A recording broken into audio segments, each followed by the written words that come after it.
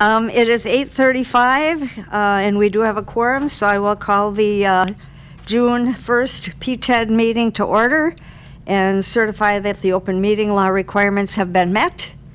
If we can have a roll call of committee members. Jean, why don't you start? We got a circle going again here. Sorgi, present. Killian? Yelazinski. All righty. It's a special day. It's Buzz's first time back. Yeah. I told him he'd be safe. Yeah. Yeah. I'm not semi-safe. It's more about grandkids than me, to be honest. We have a 19-item agenda. There would be someone that could adopt the agenda. I move to adopt the agenda. Nutter moves to approve, and second by Schreiner. Any questions or changes? All those approving the agenda say aye. Aye. Aye. Opposed? The agenda is approved. And then Becky had sent out the minutes from our last meeting on May 4th. We need a motion to approve. I'll move to approve. And a second? I didn't see any typos or, that's usually your job. I didn't Yep. Get a chance to look at them, so I gotta be silent. Okay, Nutter, Schreiner, approve the minutes. Any questions? All those in favor say aye. Aye. Aye. Opposed? The minutes have been passed. Now we have a public comment period. Anyone out there in the public that wishes to make a comment can call 715-538-1770, and we'll wait a few minutes to see if the phone starts ringing off the hook. I just make a little comment. If people haven't gone on the hike in the trail in Strum, they should. It's really pretty. And I'm all into sunsets lately. So if you go up on if you're on the ridge there on the hill, when the sun's setting. Hey, what was going on in Strum the other night with that constant barrage of, sounded like artillery fire? I don't know. There's a well. Went on I need to be. People must spend $1 million in ammo just shooting their guns around there. Well, this was like 50 caliber and up. Wow. And it was rapid. Was it by your? Could you hear it at your house? I could hear it. It was to the west of us, sounded like within 3-4 miles. It was amazing. Yeah, And there there's. was nothing I could see up and above that cleared the ridge. I don't know. But it was loud and long. It was just, I wonder what that would have been. If it was fireworks, it was all low stuff. But it I was hate like- fireworks. Yeah, I don't know of any events that were going on up that way this week. Yeah, These I people thought just maybe it shoot was- guns. I don't know if they just go stand outside. I mean, if Oh, we've got one of those. you're shooting a turkey, it's probably you've blown it Is there away. rain up that way? No, No, this I don't would think have, there is, this yeah. is just big reports. Look at the turkeys I saw. I'll make a second call for public No, comments. they were in Eau Claire, 715-538-1770. 2 males. You should have heard them. Oh my God. I wish I could show this to the world. Third and final It's call so for public cool. comments, Huh? 715-538-1770. Hearing nothing, we'll close the public comments at 8:39. And we've got some people to introduce, not just our new intern, but the staff should probably introduce themselves for the public if anybody's listening also. You bet. So I'm Rob Grover, Economic Development and Tourism Coordinator. And Blake, just so you know, because you're new, just push this button and your mic will be on. Reed Lally, Parks and Environmental Specialist, and I would like to introduce Blake Johnson. He's the DLM intern this summer, and some of us reporting to both Environment and Land Use and PTED committees, that would be appropriate to bring him down, just introduce him to the committee, and then he's going to give just a quick talk on what he's studying in school and what his plans are and that kind of thing. So, go ahead, Blake. As Reed had mentioned, my name is Blake Johnson. I'll be working with him this summer as the Department of Land Management intern. I currently am going into junior year at UW-Madison with majors in life science communications and wildlife ecology and a certificate in ag business management. I am from Blair, and I guess if you guys have any questions after this, I would be glad to answer anything. I'm happy to be here. Well, we're happy to have you. You're at my alma mater. And we'll mention Blake's a farm boy, so Trempealeau County farm family, which is pretty cool. Yeah. So hope you come back here to work when you're done. I said that the first day I met him. Becky Arneson, DLM. Number 8 on the agenda, Rob, Park Tourism, Economic Development, and Budget Update. Well, actually, I guess it's Becky. Yes, I asked her if she could kind of bring us up to speed on where we are. Okay, so because the park just opened at, Rob, I forgot yours upstairs in the printer. Great. Okay, because the park just opened in April, there really isn't much to report for expenses.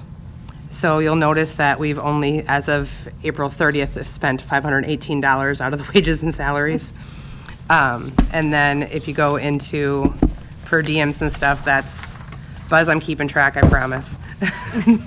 So per diems and everything, we've only done $791. Social Security is nothing, or the retirement and Medicare and all of that, the fringe. We don't actually budget for that. It's what's determined after we submit our budgets for payroll. So as of so far, fringe about $100.17. Getting into the nitty gritty on page 3, that's where all the expenses are. We've so far only spent $1,444.05 out of the park budget. So professional services has only been $50, electricity $294.98, telephone $209.16, and that's for the park cell phone. And then repair and maintenance $119, small items of equipment $1.89. It was really small.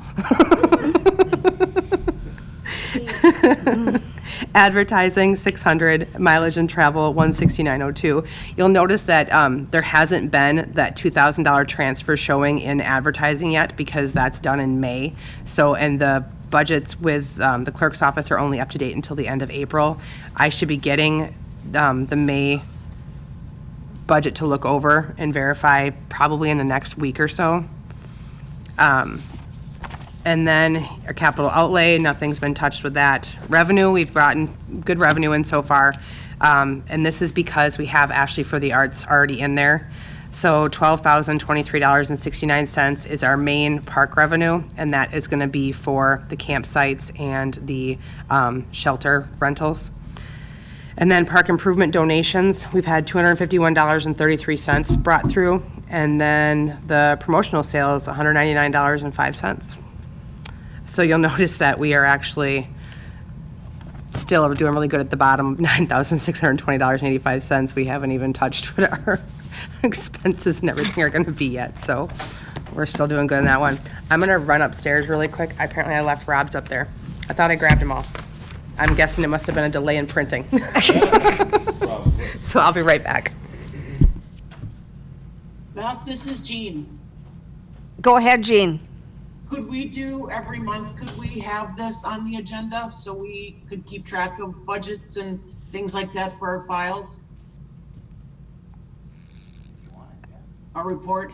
It might be, this is Jeannie. It might be better if we did it quarterly, because it would make more sense than just, because there might, well, I don't know, that's just a thought, because it's, I don't know, what do you think? Or every other month? Let's ask Becky when she comes Yeah. back what she thinks. Because if there's not much change, but yeah, we should do it more often than at budget time. Right. Yes. Well, and Becky will speak to this too, but just as she said, it's a real process to actually get payments process. So, you submit, well, I can't even speak to the process because I don't do it, but usually it is about a month or 5 weeks behind what we spend to when it actually hits the budget before it comes out. So, but yeah, obviously Becky can speak much more clearly about that than I can, so.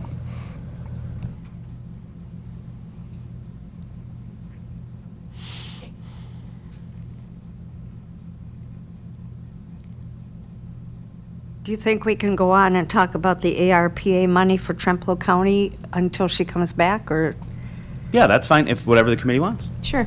Great. Okay, so discussion item number 9, ARPA money. So that's the American Rescue Plan Act money that folks will probably be pretty familiar with that by now. Trempealeau County is getting $5.7 million of it, I think. And of course, that can go for various reasons or various expenditures. It can go for infrastructure, it can go for tourism, economic and development endeavors. Really, it's pretty wide, and I know the different committee members here are on various committees where I'm sure they're talking about where those monies should go. I've got some thoughts. Everyone's going to be trying to get some of this money, including the highway department and other places. But I really think if you look at there were many people affected adversely during this pandemic, and one of the largest groups was business owners. People that own a business here in Trempealeau County, and also. I think this is a once in a generation opportunity where we have some funds coming into Trempealeau County where we could invest in some projects that we just haven't had the funds to finish up before. So, Reed and I have both been talking. He's got some ideas for the parks. I've got some more general ideas for the county. These are really just discussion items at this point because from what I understand, Beth and other county board members, and you can maybe speak more to this, the process for how we're going to request those funds has not been fully established yet. I think, right? Or do we have a better idea maybe now, like how Reed and I are going to be able to go about putting a request in to get some of this ARPA money? We talked about it when did we talk? The last county board meeting. The last county board meeting, and my recommendation was that we do a similar process as we did for CapEx funds, where people submit RFPs, referral for proposals, for specific projects or things, because that was we actually dealt with $5 million in the CapEx funds, and all of that money was spent. And I think, Jean, you were part of that committee, weren't you, that reviewed the proposals for CapEx money? Yep. So. Yes, I was. Yeah, and I thought that committee did a really good job. And I'm hoping we'll do something similar so that it's just not, one department saying, we need all that money, and it needs to be fair and equitable, and it's a once-in-a-lifetime thing. And you talk about businesses suffering. I think kids and families really suffered, and I would love to see programs for kids at the park to get them re-engaged with being outside and being in nature and away from their iPads and what have you. Jeannie, this is Jean. Is there a way that you, as county board supervisors, can bring that proposal forward? Well, I'm assuming it'd have to be voted on by the whole county board. Yeah, I think it will. The money. And I think when you guys were at the meeting, I don't know if it was like completely poo-pooed at the meeting, but I think it sparked some interest to do that same process again.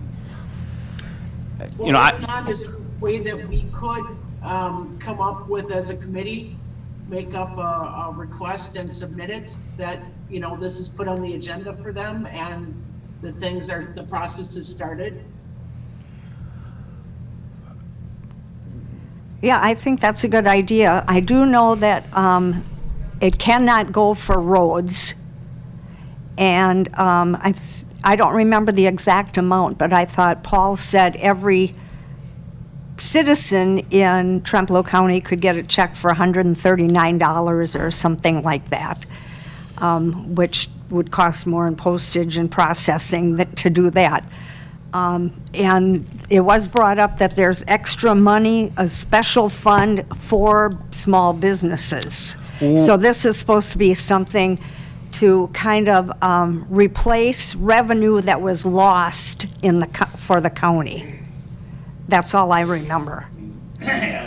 Put your, Does that mean in the context of what we would have lost in tax revenue from sales tax, or lost revenue directly by the business owner? Is it county's lost revenue as an institution, or county's lost revenue as their business community?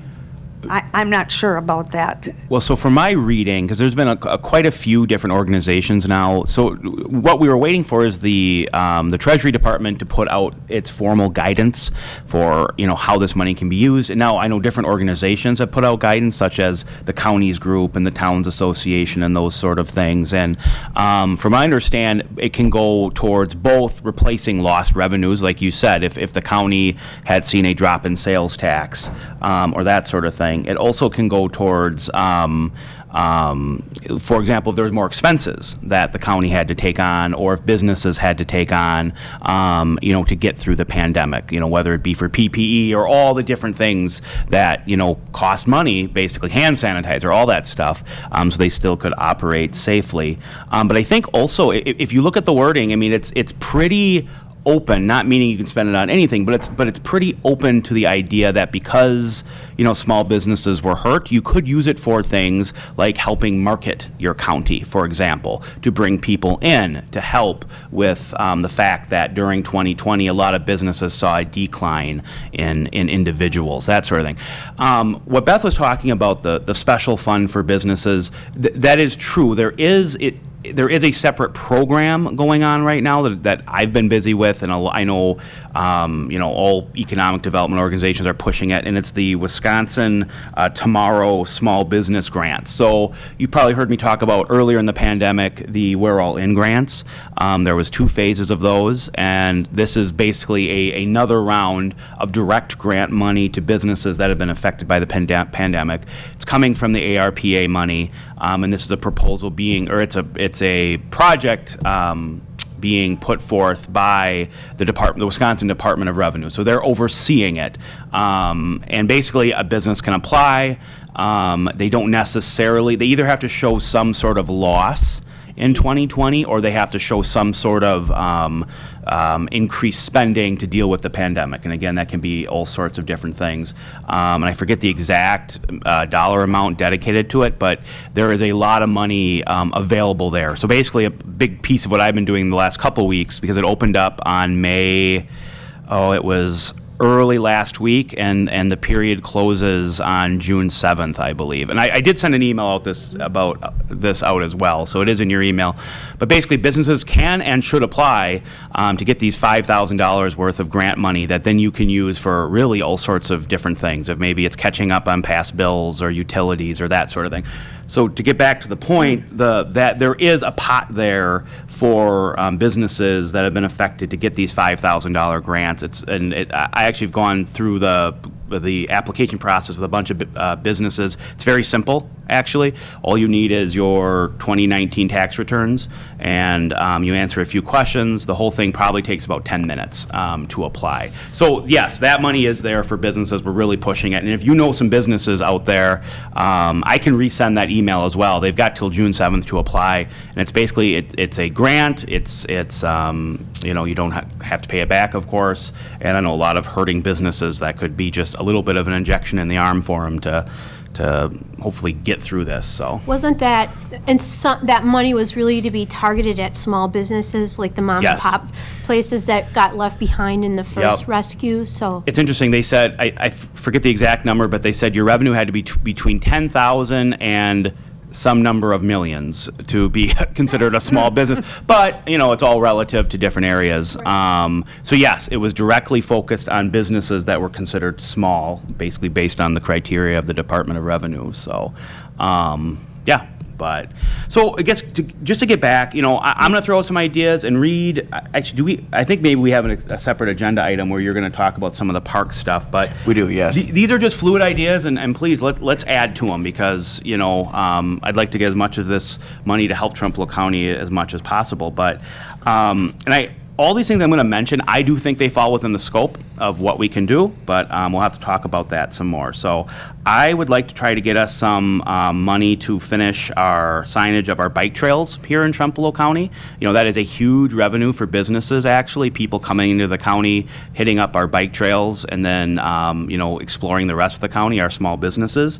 And from my reading of the guidance, that is something we could do. We've got, I think, and Gene, maybe you, Galzinski, maybe you can correct me on this, but I think out of the 18 routes, maybe 5 of them are totally signed at this point. It came down to funding, basically. One of the complications of that is we have an outside organization, the bikers group, that has traditionally done that.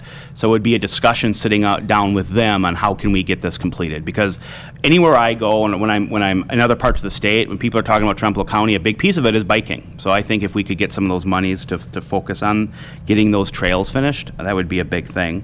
I would like to get some additional monies from that just for general marketing of the county. You've heard me talk many times about some of the marketing campaigns that we have done, and we've been able to get grant money to do that. And again, I think this falls within the scope of helping market the county. Right now, my marketing budget, Becky, is what? It's maybe it's a couple grand, traditionally.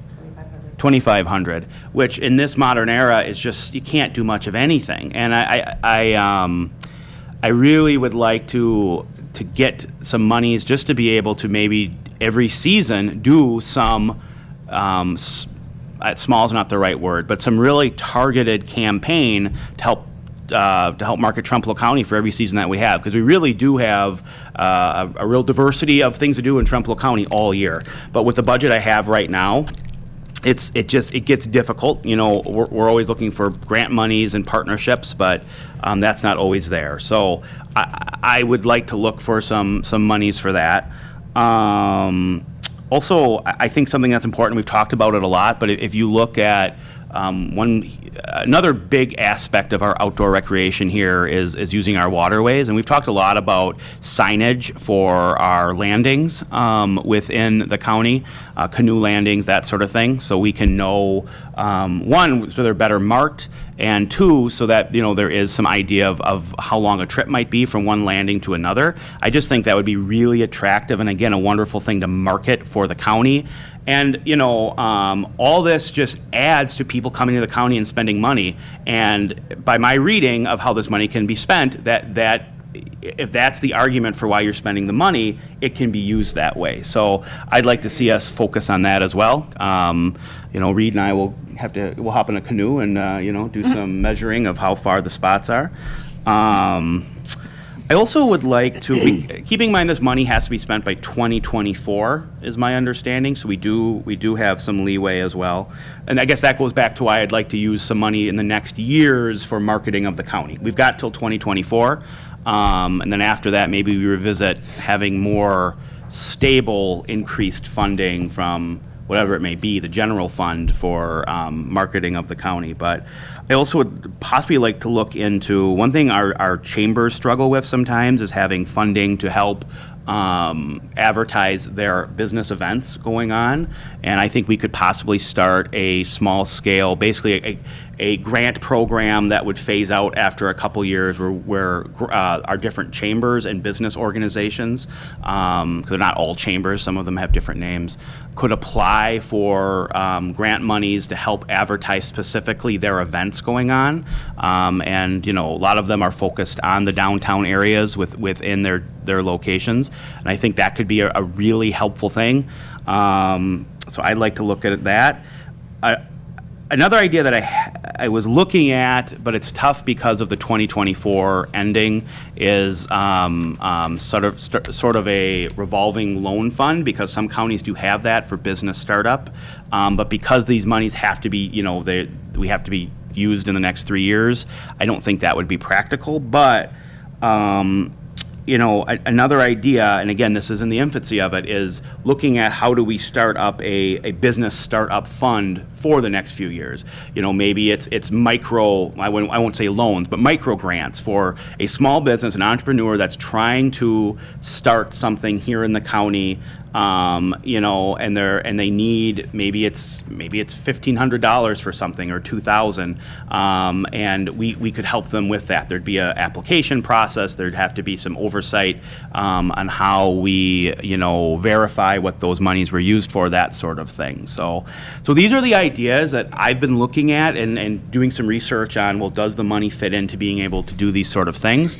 A lot of it is still in the research development phase of figuring it out. But I want to bring it to the committee here, one, to see what you think of some of those ideas, and also, like, what are your thoughts? I mean, this is a lot of, as Wes says, a lot of money coming in. It's really a once-in-a-generation opportunity where we've got a chance to do some things with this money. How do we make the best bang for our buck so that come 2024 we don't look back and say, gosh, where did that money go? What do we have to show for it? You know, I don't mean show just in the sense of like, look, here's something cool we can look, but yeah, what is some actual lasting change that we can do as a county that'll have impact for years to come as well? So I guess I throw that out there. I submit it to you for your thoughts and opinions and direction and whatever you think, I guess.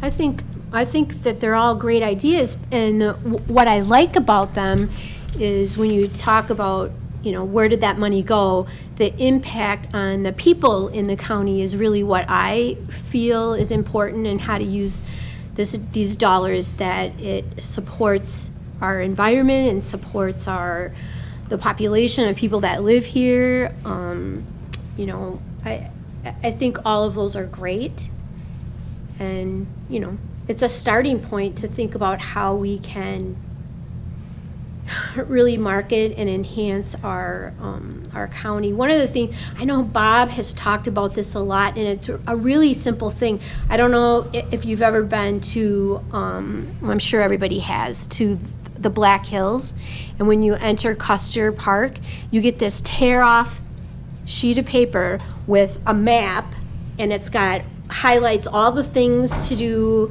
the trails. It's so simple, you know. It's just like, it's bigger than that. It's bigger than this pad of paper, of course, but you just tear it off, and on the back side of it are things that are happening that year in the park, the different festivals, the different things, and those. I mean, whenever I go to the Black Hills, I look for that sheet, because that's the map I use, not all the millions of other maps that you can get. I mean, it shows, you know, highlights where you can see, you know, wildlife and blah, blah, blah, blah, blah. And it would be such a simple thing. You know, we have, so we do right now, we're still going through, we have tons of those pamphlets that we're still getting out of Tremplo County. But actually, that was, I guess I forgot to write it down, but I also was thinking an updating of our, you know, we have a lot digitally mapped now, but an updating of our paper maps. And yeah, I think that's something we could, you know, we could have a general template that we update yearly with, you know, some events that we know of early on, and then get those distributed out to the places where we usually have them at different businesses around the county. Yeah, and I use it every time I go to the park or enter, you know, any area. I mean, it's all over the Black Hills. You just rip off this thing, and it tells you on the back side everything that's going on, and the front side just really simple maps. Yeah. That's one question I have, you know, such a foundational piece of how we do business today is our capacity on the internet around the county. What's our fiber optic distribution look like to certain portions of the county? I mean, I just got a clip on the way down where there's over 140,000 students this year. We're trying to learn remotely in Wisconsin and didn't have decent access to the internet. And if we're going to bring in a lot of these smaller businesses and people that want to, you know, one thing that did happen in this last 18 months is people working remotely. And you got to have high-speed internet access if you're going to do that. And it's such a foundation of, it's probably equally as important as a road system today for counties like ours if we're going to have those professionals come here and reside here and run their businesses or work remotely anymore. So to me, that's one inventory. I don't know what it is, and there may be other dollars out there for that with the infrastructure bills that are pending and working their way through Congress at the national level, but it's just one that pops up. And then it is our recreational opportunities, but there's another aspect of this, and I lost a customer in my meat business this year. He didn't feel safe coming to our county to pick his meat up, the way he was treated by the business and as he entered the county. So I thought that, and he's Wow. from the Fox Valley. Well, that's too bad. Yeah, and I know this guy, he's a real good friend, so he was very candid with me, and I won't go into the details, but if that was one person, how many other people felt the same way when they came into our businesses in the county? The county's really aware that they are turning some people off, and they will not be back. I think that's something important. I mean, I've seen a lot of comments lately about people not wanting to come here for various reasons, like some of the uproar that was going on during trying to be safe during COVID. The 2A sanctuary bill is another thing I've heard people say, you know, that's going to be totally bad for business and bad for our county.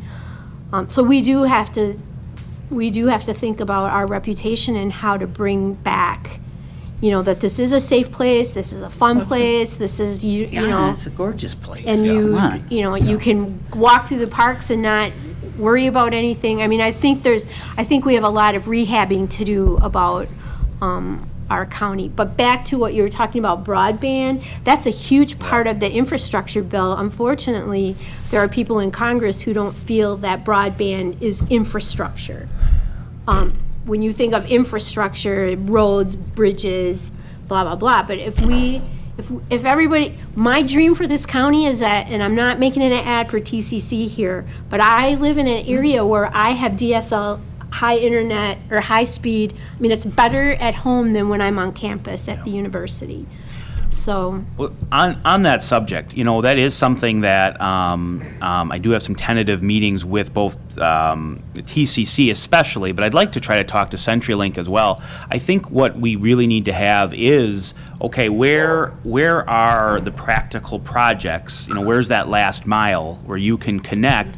We have so many places where it's great internet along the highway, Yep. and then you've got the valley going up, right? And there's no availability of high-speed internet, or you know, you have to do satellite internet or something like that. So I agree with what you said about inventory, about figuring out, you know, where do we have it? Because there are maps. I should say not figuring it out. We know this. There are maps, and maybe that's something we can put on the agenda at some time too. Because you know we did have Tremplo County. Oh gosh, and forgive me now, I'm forgetting the term. But you know, we have through TCC. They maintain all those maps for us. They're our go-to on being able to show us where we have the best internet in the county. And then looking at where are those projects that could connect the most people if there was some funding there to do it? And what are those priority projects and where would they like to go? 'Cause you're right, it comes down to funding. And, you know, personally, I think internet should be regulated like a utility in this day and age, right? It should be, you know, just like you turn on your light anywhere in the county, whether you're in the city or in the most rural part of the county, your light comes on just as quick. We should figure out a way to have internet the same way, because that's the nature of, you need it. It's the future. It's just as important as electricity in many homes. But where can we have those projects, you know, that are already laid out, so that when we have those monies and we can partner with our utility carriers or our carriers that actually do internet in the county. 100%. yeah, I mean, there should, you know, God help us if we have another pandemic, but you're right. There were kids who could not access homeschool because internet's so slow. You know, if you have 3 kids on a laptop and your TV going and your phone on, I mean, that happens when I'm up north. I have to turn my phone on, or turn my phone off so we can, you know, I mean, it's just a nightmare in many areas of Wisconsin, and it shouldn't be that way. No. So good ideas. Gene Galazinski, did you have any thoughts on any of this? I just know your head's always in the tourism world and that thing. Any initial thoughts? That, I just think that that we need to get a copy of, when it comes out, the official work can be done. And then, you and us, the committee, put some ideas down on paper. Yep. And then obviously the county board supervisors is gonna have to have a discussion on where they feel, but the most important thing is the money that's there is used for, things for everyone in the county, not just tourism and economic development, but for something for everybody. So it would be nice if, all the sectors of the county could do that. So that's my suggestion. We've already started our stuff on presentations for the Wisconsin Great River Road. So, with our All-American Road Now designation. But again, it goes back to, trying to take care of our communities and our businesses and schools and things like that. So it's always a partnership.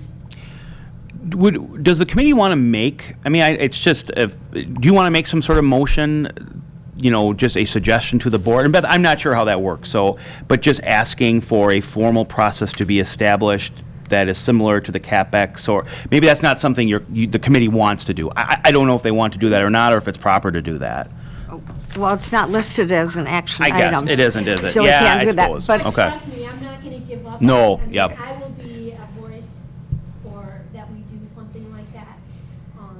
When we make a decision on how, because I think, John Austin said we're getting it in 2 different sums, and the first distribution is pretty soon, I think. I think so too. So, Well, can you county board supervisors, one of you, ask to have it put on the agenda, for your agenda for the county board? sure. Because then when you do that, then you can have an open discussion with all of the supervisors and, Right. decisions can be made, but as long as it's on the agenda. I'm hoping, I'll check with Paul before I leave today, but I'm kind of thinking it will be on the agenda for June because it was brought up, unless you know something I don't know about. No, but it was on the agenda last month, so Yeah. I wouldn't think that it'd be dropped. Right. Okay. 2 of the things that Rob mentioned are part of the action plan for the outdoor recreation plan is to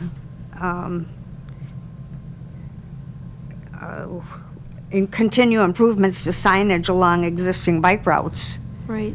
and develop, or for Petrick Park, improve canoe landing, which would go along with that, not just Petrick Park, but canoe landings all along, so. And I don't know why I didn't write this down, but another thing that is in our outdoor rec plan that I wanted to mention is, we did put in our outdoor rec plan from a few years ago, developing trails at the Blair property that we have. And because of other projects, we haven't really moved on that, but we have that property there that the county has. The Blair Farm. The Blair Farm, yes. And forgive me, I couldn't pinpoint it exactly on a map because I don't get out to it, but I see some possibility there for some maybe possible trail development and that sort of thing. I know Reed and I have talked about it before, and it's been talked about a little bit over the years. So that was another project that to be looked at. So. I think, I'm just sitting here thinking of our were you on the county board, Beth, when we did the strategic plan? No, but it should be Yeah, redone, and because I I think it believe- ends this year. I believe the number one item on that strategic plan was the county's environment and preserving our environment and our outdoor way of living. I believe was like the number one thing. So I'm gonna go home and pull up that strategic plan, because we should be looking at that as we are contemplating, and I don't believe we've talked about it in a few years, so. No, it hasn't been talked No. about since I got a copy of it, but since I've been on the board. And it- This is my 5th year. There's Yeah. been no discussion. So I've often wondered what happened to it. But I have it at home. It's so on the I'm, shelf. Yeah, and it's not something that should be on a shelf. Your strategic plan is a living document, and it's something you should look at every quarter of every year. Anybody else have any ideas for ARPA money? As always, call me, email me, text me. I try to be good about texting back. Sometimes I miss one, so, but, yeah, get in contact with me. We'll keep this discussion going. Then we'll go back to Becky with our budget update. Oh. About monthly? Oh, yeah, right. Jean was wondering if we could have a budget update monthly. Is that, or should it be like every other month or quarterly? What do you think? You're the one that does it. Well, a lot of other departments do them quarterly, because it is a lot to go through and do all this with all the other stuff I have to do. If you guys want it monthly, I'll figure it out, but. supporting quarterly. Yeah, especially right now is audit, so I had to put this in front of audit, and so audit is kind of on the back burner, and I really need to get that done. But, if you guys really want it monthly, I can figure it out, but, I would really rather do it quarterly, plus we're always a month behind, so, with getting everything into the system, so it's. So, Jean, would that be okay to do it quarterly? Absolutely. Okay, we'll plan And that. that also included the sales tax numbers and stuff. Well, we can talk about that at the next meeting, the things that I have should be nothing to do with in there that. so people, everybody knows what's going on and up to date, but that's fine. Hey, Jean, this is Jeannie. We get the Monthly. sales tax monthly at our county board meeting, so, So if Rob could email that out to all of us or just do Yeah. whatever, that would be I'll great. try to remember, there's 3 of us on the county board on this committee, or 4 of us, to try to bring that every month, and I can just tell you what it is. But I don't know, well, we did really well last year, sales tax wise, correct? We were Yes. we were the number 1 lowest loss Correct. dollars in the the Yeah. state. Yep. 1.7% or something loss. Pretty good. Look at that math. A social worker who remembers math. So Becky, what do we want to look at in tourism? So this is the tourism budget for Rob. The very first page is just wages and salaries. So to date, so far, $15,625.92 has been paid out. That does not include benefits. That's on the next page. That's a calendar year thing. Yeah, That's a calendar year. yep. So yeah, his budget was $53,786.88. So yeah, we're still really far in its infancy. And that'll be starting January 1. Let's see here. A little bit of sick leave use, $208.64, and then fridge benefits, Social Security, retirement, Medicare, insurance, that kind of thing, $4,880.19 paid out so far. Again, none of that stuff is budgeted at all. It's just based off of the wages. Actual expenses. So Rob's is very minimal at this point because we were working with that grant before, River Travel Media stuff. Yep. Wisconsin Department of Tourism grant, and then, the River Travel Media was doing Yes. it. Yes. So that one has really paid out the majority of it. The other part, $118, that is more for, Rob, what is the name of the company, or what are you paying, like $35 a month on? That is our Robley. So Robley. That's what we use for collecting emails and then sending out information about Tremplo County, that sort of thing. That's what we use during our marketing. That's what we use during our marketing campaigns to help reach people and collect data, basically. So Robley is pretty much most of the cost for that 118 right Yep, now. it's $35 a month. Yep, so we're doing really good there, and then this will get the 2,000 transferred over, it'll show on there next month. And then the revenue account, Rob's part doesn't really bring in revenue, more or less, it operates off of grants or whatever general fund we can get. So, at this point, there isn't a revenue really attached to it, so it's just an expense at this point. Yeah. Any questions on that? And Is there any way to, that's an interesting point, he really doesn't generate direct revenue, but But he generates it for the this county. bigger concept. Is there any way in your mind to let the county board know he's a valuable employee because it is the sales tax? What percentage of that is like related to tourism or restaurants and the kinds of things people would be using? Does that come in just, if I So- buy a car in Osseo, that's the same as if I bought a piece of pie at the Nook? And honestly, I don't have a lot of knowledge about that part of it, which is very unfortunate, but I know that we've had conversations on how to show this to you guys and how to show it to the county for what Rob's position actually does generate. I mean, Yeah. as short of everybody just writing vouchers at the office saying he's on the phone with all these people, I mean, there's really nothing that I can think of like through the books aside from looking at the tourism numbers year to year.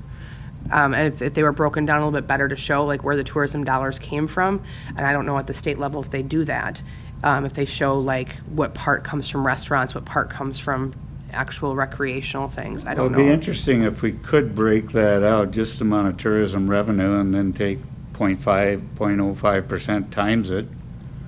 That's the sales tax number, right? And that, I mean, it'd be nice if we could begin to think about how that money gets targeted back where it gets generated from potentially.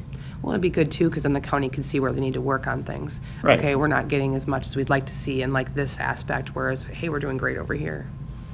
Well, Right, and, yeah. and in this larger discussion, like you say, Buzz, as we're looking at trying to, economic development and tourism can sometimes get the value can get lost, I think, sometimes in government bodies, and I think to be able to show that, when we're looking at these ARPA monies, to say, hey, this is important that we support things, again, like tourism aspects and that sort of thing, because of what it brings back into the county in a non-traditional way. I mean, not in a direct, into the tax revenue and things like that. So, but yeah, I think we can. I did share with you, I guess it was at our last meeting when we looked at, and Becky doesn't have anything to do with these, like she said, the numbers from the Department of Tourism and how much direct visitor spending we had and that sort of thing. And we probably could, come up with some rough concept of what, is brought in from that. But Paul, might Paul know some of Paul's? well, we can. I also could ask Julie Fox, our regional tourism Yeah, coordinator, that's a good who do you have even deeper data? On in terms of like, stuff that's not shared generally with the public, but you can say like, well, actually, we can break this down into, like you said, restaurants and other things within the county, because that would be useful. Well, I think, you keep seeing it in national media and local state media. This whole COVID thing, if it did one thing, it's got people outside. And I mean, just go out any place and people are out hiking, biking, walking. And we don't want to lose that, because that's going to be part of what's going to bring people here in our tourism niche. And so if we need more resource, I mean, $2,500 in today's world is chump change, right? I mean, let's think about that. If you really want to market this county, you're going to be talking 10, 20, 30 grand. Yeah, that's been my concern when I keep looking at the budget, is we did great right away in the beginning because we had the money from the grant.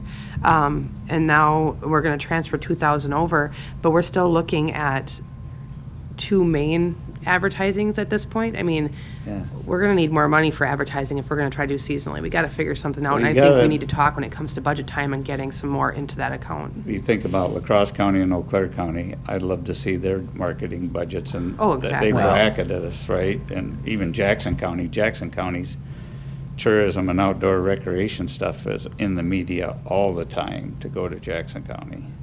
And one of our challenges is, right, and we're getting into the weeds, but we've talked about this a lot, especially as we talk about our outdoor rec stuff. A lot of our outdoor rec opportunities, and the reason people come to the county, aren't publicly owned, right? And so that's a challenge where, Jackson County has a lot of that land, and we don't have a countywide sales tax,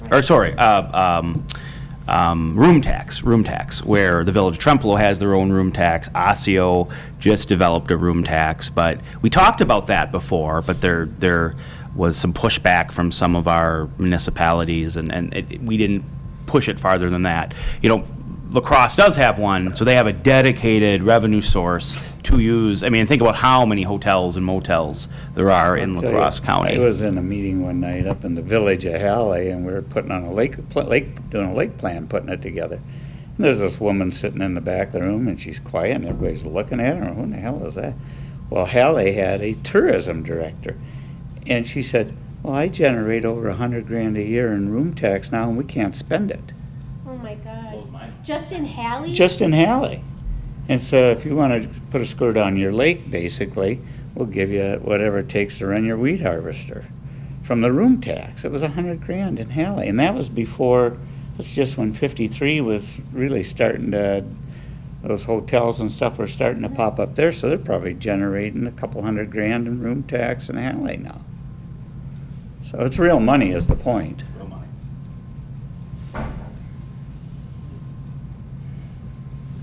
A lot of things to think about. Yeah. Anything else on budgeting? Thanks for doing the extra work.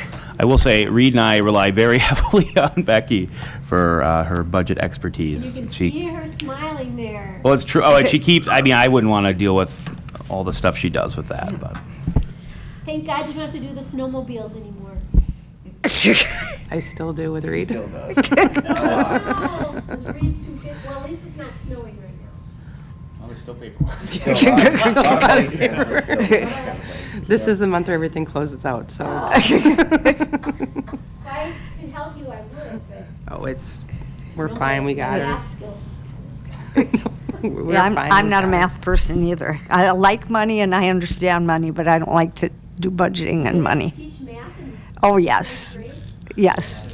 I like categorizing things, I prefer to do it. Let me put it in categories, let me separate it out. So item 10 is our Tremplo County Outdoor Recreation Plan discussion, and I think I heard there was a little small subcommittee that met? Yeah, so. Really fun. Yeah, Buzz, Jeannie, and I are all on basically the subcommittee that's going to be working on the outdoor rec plan.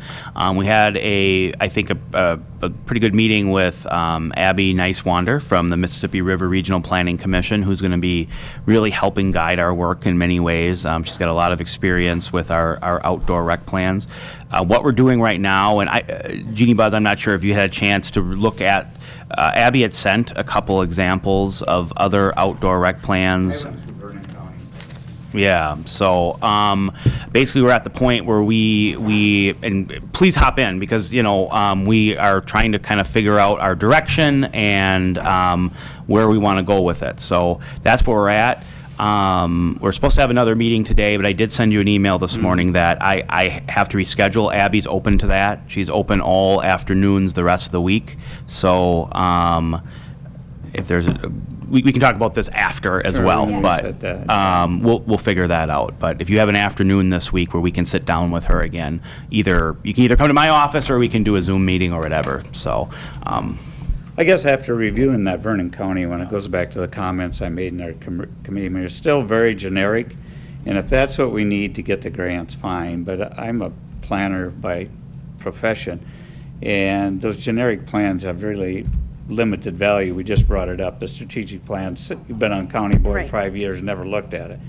If we're going to do a plan, I think it's got to be focused with, at least the front end of it is very direct on what we want to accomplish and how we're going to accomplish it in this 5-year window with more of a detailed implementation schedule, how you're going to fund it and who's going to lead it, and bing, bing, bing, bing. So it gets into your work plan or who's at Reed's work plan or who's ever work plan. That's where it should be important that you look at those as you develop what you're going to be working on. And if it's not a priority, let's not spend much time on it. But it is a priority, because the outdoor plan, little, what is the word I want? Towns and villages get grants and et cetera from conservation based on having a completed outdoor plan. So it's, funding is linked to our outdoor plan for areas other than just Yeah. our county. You know, and my idea about it too is I agree with you, Buzz. I think we need to have a plan that has implementation part of it as part of it. I think we talked about in our smaller group too how let's pick a few things we really can get accomplished, right? I mean, so focus on those and figure out the implementation of those. And then but we also have to put in those things that maybe we're not as focused on it, but maybe, if there's a park somewhere in the county that they want to get grant money, we'll work it into our plan that it's in there. Good boy. Oh, Debbie Foster's dog is barking. And, but it's not the main focus of what our plan's about. Our focus will be more, what can we do as a county with our time and resources, and then to work those other projects in so they're listed to keep them grant eligible and that sort of thing. I totally agree. We Yeah. got to keep that, but I think you got to when somebody picks a document up, you don't want to get to page 44 because I'm going to do X, Y, and Z. Yeah. Put that up in there when somebody picks it up, they can read how we're going to get this done. And then if we got a grant guru down at DNR in Madison digging through, crossing Ts and dotting Is on getting the Village of Strum, an outdoor rec grant or something, you put that in your table of contents, they look at that and they can get right to it. But for the people in the county, if we're going to really accomplish some of this stuff, it's got to be very actionable if we're going to be successful with it. I liked the things that we chose to focus on, like agribusiness and outdoor, waterway, what was it? There were 4 things. Well, the agribusiness, you're right, talking about the outdoor waterways. Were there 4 formally like that? Let me look back at my notes. Okay, it because seems like there were 4. And the agribusiness was big because that just wasn't outdoor waterways and et cetera. Yeah. That was like our outdoor restaurants. Yeah, there was a term that Abby used that I hadn't used before, but it was whatever it is. It was agriculture, ecology. Yeah. Eco. I have all my notes at home. I didn't bring them, but I think that we chose areas that were really critical to our county. That would include, I think, most of the villages that are working on, particular issues that they might want to have a grant for. Yeah. Trail development, that sort of thing. People do show up at those places. I mean, we took a little road trip this weekend, and you wanted to see where campers were parked in small communities and this and that. There's a lot of trailer camper people out there, and that's definitely a niche, and then you got to give them something to do once they get there, obviously. Yeah. Yep. But, anyhow, that's I guess the other thing, Rob, too, probably if you got time, throw those notes together, because I am a terrible note taker. Maybe I'll start doing that. You know what? I'll be the notes keeper at our subcommittee meetings. Then we can share those minutes with other folks, too, so they kind of get an idea what the committee's up to. Yep. Very good. So that's kind of where we stand at this point. We'll discuss after the meeting real quick, and I'll get back to Abby on when a time in one of the afternoons this week when we all can get together and talk some more. So, Anything else on the outdoor recreation plan? Then Rob's going to give a little economic development and tourism update. Well, actually, a lot of it we ended up covering just because we kind of had some moving conversation here. As you may recall, both Reed and I, Reed, were helping Doreen Olson with an event out at the park, Take a Hike Cancer, which, it's cool. It's cool to see more, I guess, community organizations utilizing the park like that, and hopefully we can get more of that. Organizations trying to raise money and that sort of thing. I think they raised around $7,000, I last heard, which was really successful event. So we were just really happy about that, and we're really pleased to be able to help Doreen the little bit that we did to get that going. So that's something that should be marketed, that the park is available, and you could use Doreen's fundraiser as an example of how much money was raised, and it's a great place, to do it and to really use the park in that way. Well, we've had a discussion about how we're trying to get a little bit away from those. Parties, groups that come to do a wedding or that sort of thing. It's great. But they get kind of loud and it serves other campers. They leave a disastrous mess. Yeah, exactly. If we could move towards more daytime events where people utilize and rent the park, that'd be really great, just to save on wear and tear and help make a better experience for campers too. So, I'll be honest. After the baptism event or whatever, a couple meetings ago, when you had those pretty horrendous pictures of that place, the shelter being virtually trashed. That made its way on Facebook. One of our neighbors brought it up totally. They said, "What the hell's going on down in the park?" And that was without any discussion or anything. Me asking about it, I said, "Oh yeah." And so that was pretty interesting, I thought. So you got a lot of support out there, Reed. Yeah, That was in a it sure seems positive like it. way. Yeah, I think so. Let's see, what was it at, Becky, last time we looked, as far as how many people that Facebook post reached? Probably It reached 35, around 40,000 35,000 people. people or something like that? I Could brought it probably up at check the law enforcement committee meeting to the Oh, you did? 2A people, that if they wanted something to do, they could, patrol our park, because it's That a would be great. disaster Yeah. area, and it's a jewel, and, get yourself involved in the community. Right? Yeah. Just a few other quick updates. Julie Fox, our regional tourism coordinator, was in the county last Thursday, I believe. Last Wednesday. And basically I took her a tour around the county, stopping at different business locations, different tourism assets, that sort of thing. Julie covers a wide range of this part of the state, all the way to we're her most southern county, basically. So I tried to get her to spots that she had never been, and we talked to a lot of business owners, that sort of thing.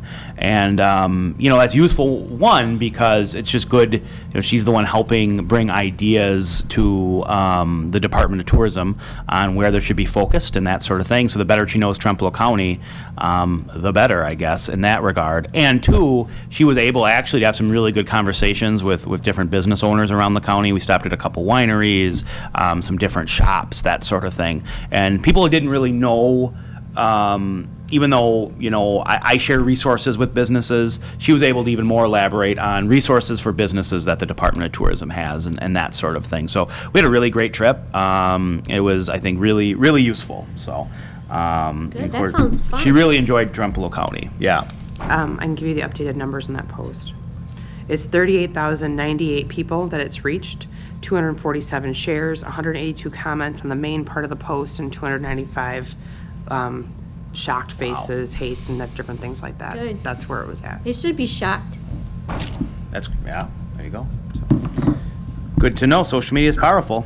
I already talked about the Wisconsin Tomorrow Small Business Recovery Grant, but please, if you know businesses that have been struggling in your community, I'll resend it again. Share the link with them, because it really is an easy grant to get. And basically, I don't want to make most businesses that apply will get the grant, frankly, and that's how the We're All In grants worked earlier. And so, get the word out there. I'll share it again. Did you share it with all the chambers? You bet. Yep. Shared with the chambers, other groups, just random business contacts that I have, just trying to get it out there. Trempealeau County's done we've kind of punched above our weight a little bit in getting some of those grants, and I hopefully we can do that again. We've had a lot of people applying, and I think that's because we've got people in the county that are helping get the word out. So, Hey, I see Debbie Foss's name up there. Maybe she could highlight monthly something really exciting and beautiful in Trempealeau County, since we've had nothing but terrible news in the past few months. Hi, Jeannie. Hi. Can you hear me? Yes? I'm open to ideas. We'll put it that way for the time being and see what I can come up with. But it's Okay, a well, nice idea, actually. Actually, Rob, I think there's so much positive stuff doesn't get paid attention to, because we tend to be drawn like bugs to a light on bad crap. And I think we need to readjust our brains to, let's focus on good things that are happening, because we're kind of turning the COVID corner, and things are looking up this summer, and maybe we'll get back to some kind of, normal, whatever that is. And let's talk about all the cool things that are going on in the county. there you go. And I do want to thank Deb. Deb, you've been really great at covering when I send you something or something important's going on at our meetings. I really do appreciate how you've covered it. So thank you. That's been a very great for us. I'm not trying to talk you up, but I think we're really lucky to have a local newspaper, because a lot of communities don't have that now. And who's covering that local stuff? Eau Claire's not going to. La Crosse isn't going to. So thanks for all you guys do to help get the word out on the work that we're doing. We're like in such a good spot, we don't even make the La Crosse news or the Yeah. Eau Claire news.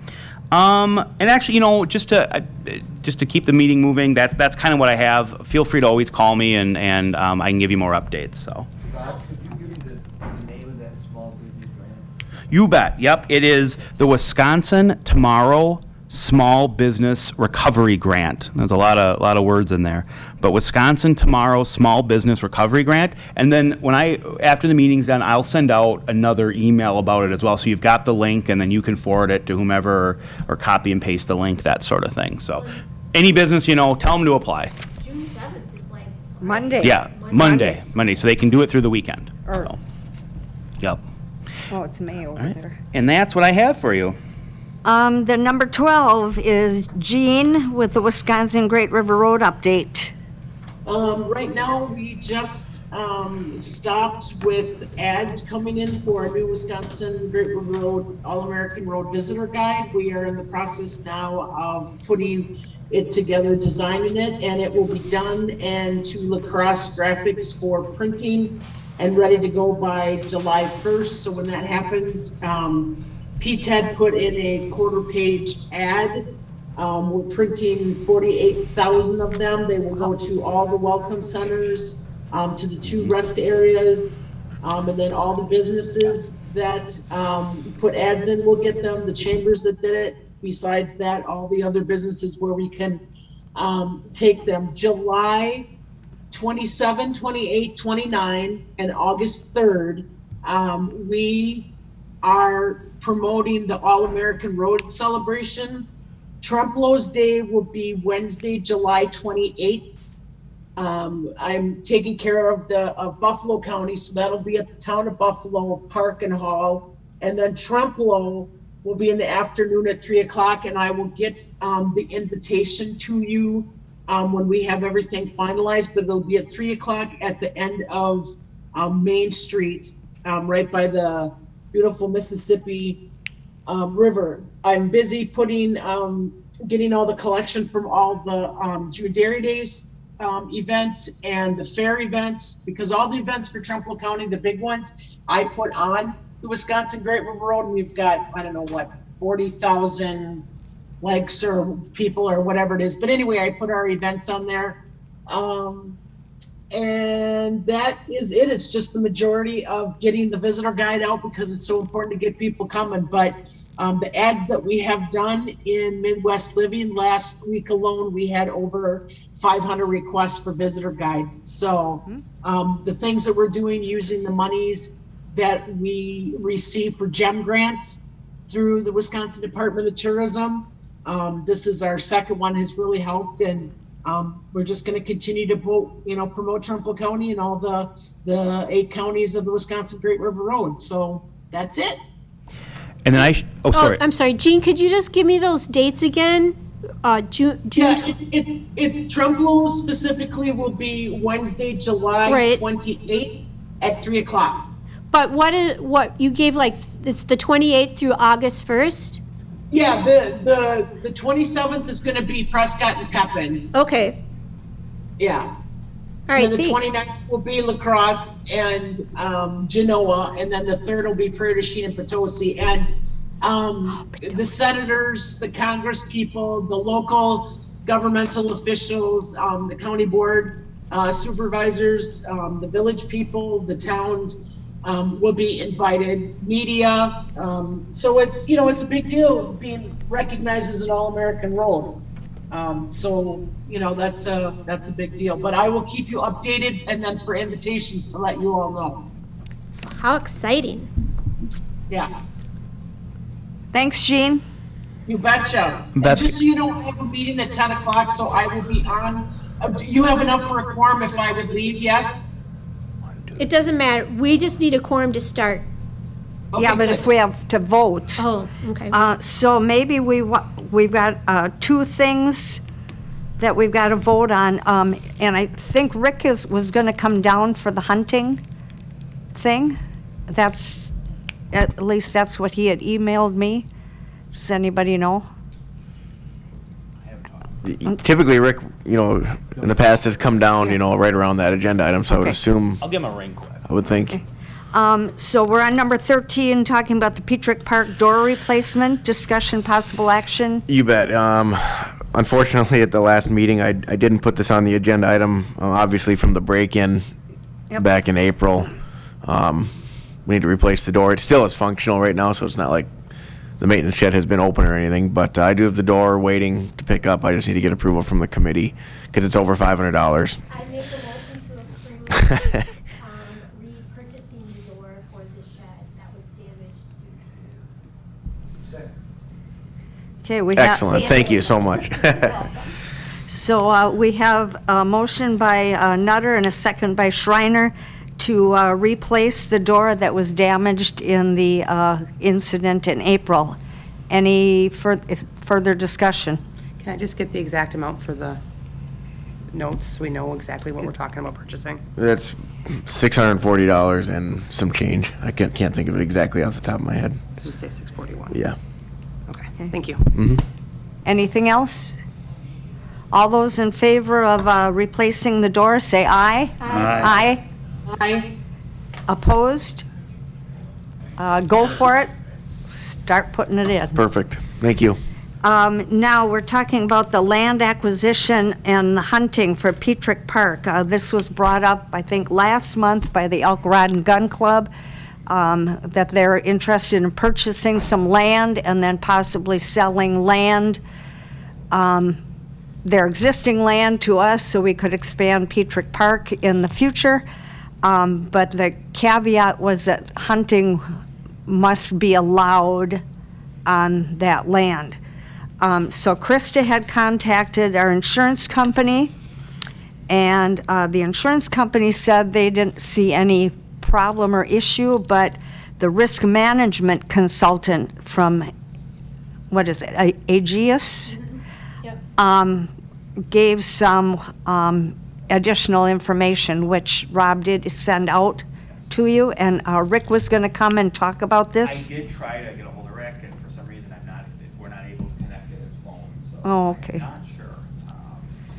I only have I have his cell phone. I'll text him and see, but he may not be looking at it. He may not be in the building. I think he's still working from home sometimes, so. Well, but he emailed me that he was going to come to the meeting, Yeah, so. I don't know.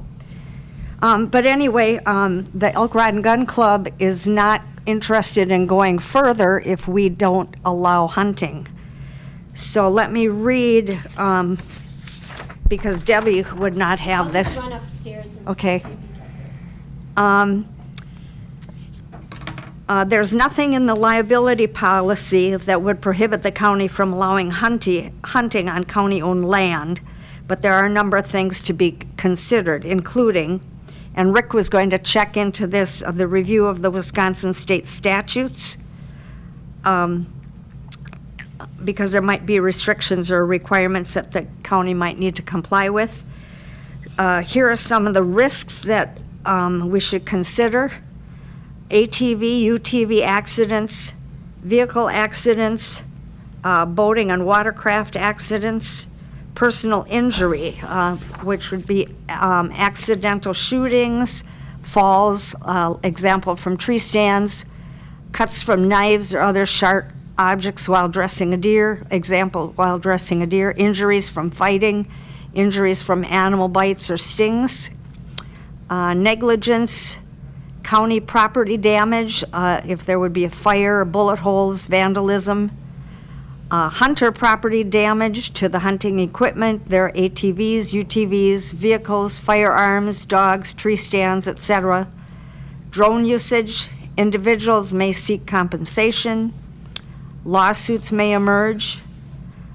We have to ensure that hunting licenses are required, that we have sufficient parking, the hunting land is accessible, that any hunters know the rules that we've established, and require a hunter safety course. Make sure our property lines are clearly marked so they stay on our property. Establish emergency plans and make sure all hunters are aware of them, and then make sure we review them frequently. Becky, you don't have to be writing all this because I can give you the list. Create a procedure for the hunters to report any maintenance problems. Make sure we review our insurance policy annually and understand any changes. Ensure other land users are aware of the hunting seasons, and bag limit considerations. And those are just some that Jessica Schrader, our risk management consultant, came up with. So there are lots of things to consider. He's working from home, so I'll call him on his cell phone and tell him to join us. Okay.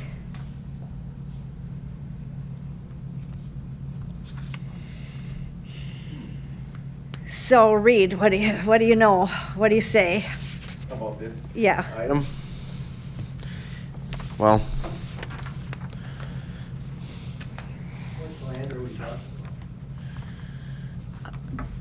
to be hon- 57 acres that Elk Creek Rod and Gun Club has now, and Malashevsky has 67 for sale.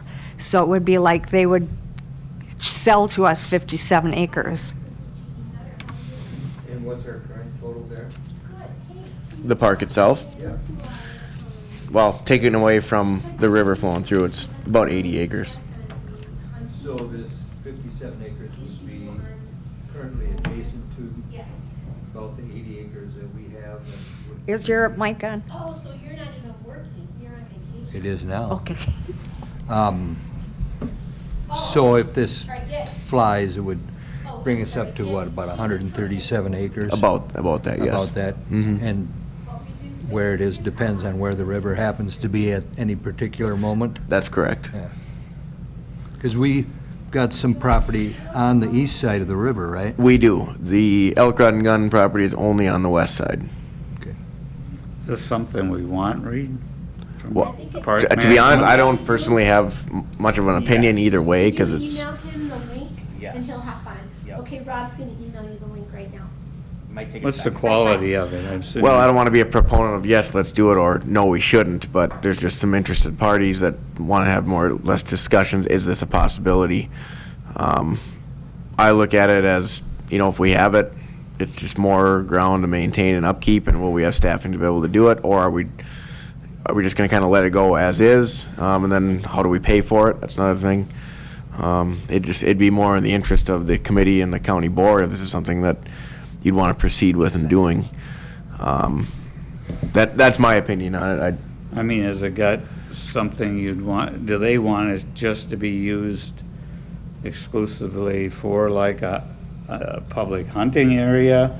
Or has this got potential for a park expansion, for better and more campsites, more trail development that provides more opportunity? I mean, I have no idea what this looks like down there. Right, I'm just asking these questions. I know the Rod and Gun Club said they won't consider selling it if it doesn't stay open to public hunting. So I would assume that would eliminate the possibility of extending camping and park activities more north, other than people can just maybe use it for hiking and whatnot. I don't even feel comfortable making a decision till I see it. I mean, I'd like to do a road trip like we did Well, I a mean, few you years guys- ago when we were maybe when that land was we went and looked at two different plots of land. Chimney Rock and another place off Double E, and we walked all around before we made a decision, and I'd like to actually, when you said you hadn't even seen it, you didn't know what it looked like, and that triggered me to think, I don't even know what it looks like, so. I mean, if it doesn't meet the objectives of developing the park in the context of what the county's using the park, is it something, I mean, just buying land for the purpose of providing more hunting opportunity, that's not the business you're in, the way all the discussions I've seen. I agree. I agree totally. I mean, at the end of the day, is it worth the cost of what we're going to have to pay for it? Now, I mean, I know there's talks of, there being a great deal or anything, but even at that point, it's still, is it necessary? If the land's just going to more or less stay the same way it is now. I mean, I guess that's a separate matter of whether Elk Rod and Gun wants to buy the land to the north. There again, I've just been kind of more or less listening to what people have to say, and I just from the managing the park perspective, other than maybe doing some restoration type work out there, I don't see it as a huge value to have. But I mean, I certainly wouldn't be opposed to having it be part of the park as well. So. Well, in reality, there's It's only just- one of you right now, and. Right. So, I mean, that's if my we opinion on it. Really if we had a vision for enhancing our camping and our trails and the dominant park usages, that's a different Right. question. Rick is on. Okay. Rick, thanks for joining us. Sorry to take you away from vacation. No, he wasn't on vacation. Oh. He's working remotely. I working- misunderstood the whole thing, so. He's No, and I happy to be apologize. I here. thought the meeting was next week, or I would have been there in person. That's okay. We need your expertise here. My understanding is that there's some discussion about the hunting and then the extra land. Is that correct? Correct. Because the Elk Rod and Gun Club came last month with this proposal that they would buy the 67 acres and then sell us their existing 57 acres, which adjoins Petrick Park. But their caveat is that we need to allow hunting, or it's a no deal. And hunting can be allowed. From a liability perspective, we would certainly need to put some parameters on what that hunting would look like. For example, the areas where it would be allowed, the type of hunting allowed, when our areas closed to the public during certain seasons. So we would have to put some parameters on what, when, where, how, and why. But beyond that, it can be allowed. We would just have to fashion something. So it kind of depends on what they would be willing to accept in regards to what kind of parameters we can put on there. Because again, we can't just leave it wide open with no regulations. We would have to put something on there. So it really comes down to it can be allowed, but we would have to put some guidelines out there. Beth, this is Jean. I'm sorry, but I have to leave the meeting. Sure. Are you going to take a vote on anything, or are you going to I don't think- over for next month? Yeah, I don't think we're ready to take a vote on anything, so we'll put it on the agenda for next month. Okay. And they can just email in the meeting. Thanks, everybody. Have a great Yep. day. Thank too. you. Thanks, Jean. Thanks, Gene. Hi, Gene. So, Rick, is it your understanding that there's no issue with our insurance company or our risk management company? We would still be insured as long as we have the proper parameters in place.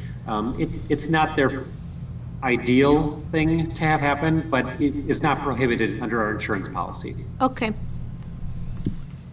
So, go ahead, Buzz. Well, the other comment I have, would we as a county what do we have to do to get to the point in the discussion that we would look at this as a potential increase of park space with the associated increase in support for what it's going to take to develop and maintain it and grant availability. I mean, you're talking new road services, new trail services, potential development of expansion as campsite services.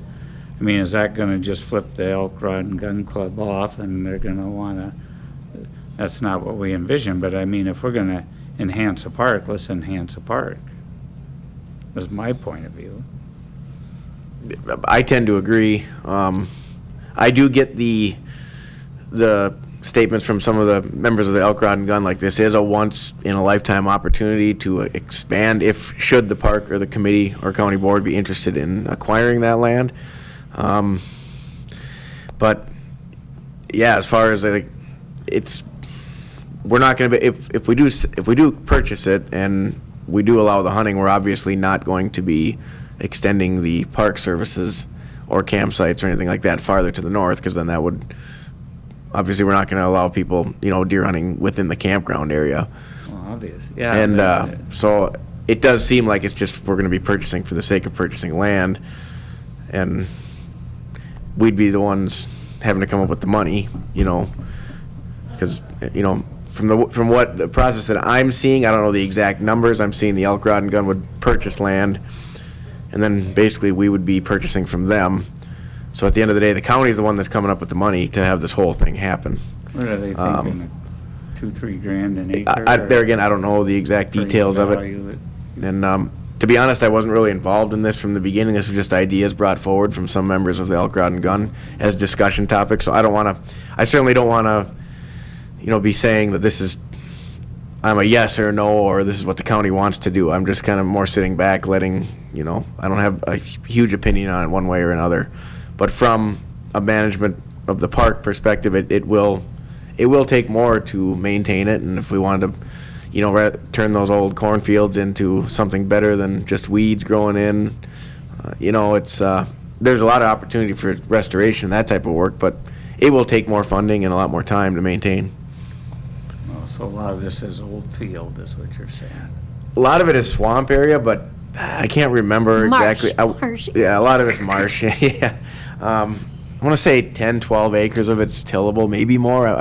I could be wrong on that. Probably am, but I know there is some ag land that's on there. It would tie in nicely with the prairie project that I'm doing. Would that be potential usable park space as more campsites and that type of? You could, but the access would have to be through the park now, because you can't, some of the fields that are on the south end of it only can be accessed through the park. Just 'cause the way the Oxbow Lakes and everything and the marshlands and their layout. So there again, I don't want to be speaking out of, what I don't know, but, All I do know is that if a decision was made at the committee level to bring it to the full county board, there would need to be a really good plan with dollar amounts and. correct. I mean, this is not anything we could make a decision on today, because the county board would want to know, how much is this going to cost? Is it, is it worth the county investing in? It could be that I don't know, maybe the county board might want to just invest in some public lands, because we don't have much opportunity for public hunting in this area, or in Right. the whole county, as a matter of fact. Right. There's a little bit over in Osseo, along that back road where the dump used to be. That's a comparative thing, because I think there's plenty of public hunting ground in the county, it's just. Privately owned though, isn't it? No, Who owns it then? well, I'm guessing the state, Lakes Cooley, Bourse Valley, there's like almost 1,200 acres that's open to the public up in that area. But Oh. I get your point, it's just that might not be the best lever to use if you're looking at purchasing this property. Right. I happen to agree with Buzz that acquisition of additional acres there should be aimed at expanding the park and improving what we've got already, and not have it hinge on whether you can hunt there or not. Just to add my 2 cents, we have a lot of land that the county owns that we've discussed before. Are there better ways we could use it for the betterment of the citizens of Trempealeau County? We mentioned the Blair site and all sorts of land that's used for crops right now that's near the healthcare center that, arguably that should be something that we could develop more for public use, that sort of thing. So I'm not taking an opinion on it. It would be what the committee wants and the county wants, but with these public lands we already own, where we could do some development, and we have discussed it, as Beth said, some of that's even in our outdoor rec plan. Would we even have the resources to continue to develop another piece? So, good discussion to have. Maybe we should have the Elk Rod and Gun Club come to the next meeting and say that yes, to inform them that yes, hunting is allowed, but we have to set the parameters and come up with the plan, and we got to talk dollars. How much are they willing to sell this to us? Because if it's not within our means, it doesn't pay to spend more time on it. Right, and I would not want to shut the park down. Turkey season is a long time. It's from March April till today. Yeah, and, some people use the park in November for, they go hunting, but they park there and go, I don't want to see the park, and bird hunt, pheasant hunting, which I don't really like, because I love pheasants, but. Basically, October and November campers are, I'd say, predominantly hunters, majority of them. Yeah, okay. 80%. And like you said, some hunt just north there on the Elk Rod and Gun Right. land, but some have friends in the area and they just stay there. I just think there's so much to think about. I don't want to feel like I'm rushed into making a decision. I really would like to go see so I could see what I'm talking about. I can kind of visualize it from being at the park, but Sounds like most of it's floodplain, huh? Yes, the majority of it is. And if we have, you know, a meeting at the park this summer, we could maybe take a look at it. Yeah, like next month would be a good idea, maybe. I would love to develop more marshland. I mean, marshland got eaten up by mining and, you know, and as long as it's already naturally marshland. Well, there's definitely a lot we could do with it if we acquired it, Yeah, that's for I sure. mean, I just envision such But- beauty and beautiful marshes that have disappeared in Wisconsin. But we do have a lot of, you know, as Rob mentioned, a lot of county-owned land that we could, you know, Right. the amount of funds that might go to that property to the north could be allocated to those other places too. I mean, it Right. just all ideas and things that the committee has to You know, look into and. this might be a good, well, this would have to go to the property committee. So this might be a good discussion for some people from this committee to meet with the property committee to talk about, is this even something they would consider? Or invite somebody from the property committee to our next meeting to look at the land. Well, you brought up a. Are you on the property? Oh, yay, so we don't need to invite anybody, you're here. I guess, on the property committee, you know, it stimulates a thought in that I don't even know what this inventory of our county-owned land is and where it lays, but it would be better, because of the shape of the county, our geography is pretty interesting, long and narrow, right? If we spread these opportunities out, but if you start to do that, then we gotta be able to fund their management and operation at the same time. So this should be a big component of this outdoor rec plan, potentially, this future development of public lands. Oh, yeah, write that down. Because there is a lot of money out there for that at the state and national level for the development of open space. For sure. So it sounds like I should contact one of the members of the Elk Rod and Gun Club and tell them that hunting would be allowed, but we have to have parameters, and we have a lot of questions and have to do a lot of investigating and planning, and we want to take a tour out there first. So we wouldn't be able to say, yes, we're ready to jump in for a while. Right, that's my feeling.